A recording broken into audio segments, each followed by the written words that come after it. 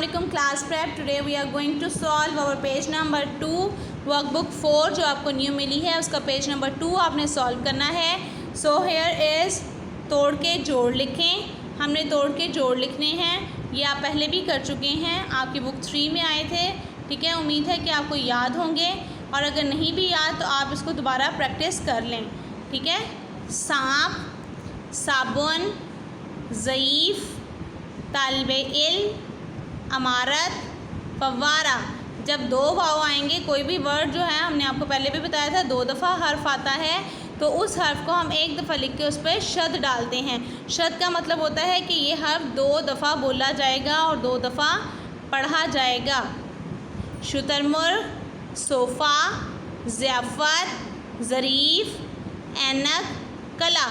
ये चीज़ें मैंने आपको वर्कबुक 3 में राइट करना सिखाई थी. ठीक है, याद है? तो आपने इनको उसी पैटर्न पे दोबारा राइट करना है. नेक्स्ट है जुमले बनाएं. सूरज, सूरज चमक रहा है. आप डिफरेंट सेंटेंसेस भी बना सकते हैं, बट कोशिश किया करें वो बनाएं जो आपको लिखने आते हों. सूरज चमक रहा है. शेर दौड़ता है. साबुन ला दो.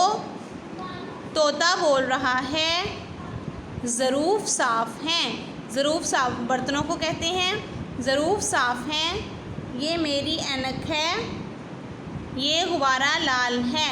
तो ये आपके अल्फाज जुमले हैं जिनको आप लिखेंगे और अच्छे से प्रैक्टिस करेंगे. ओके.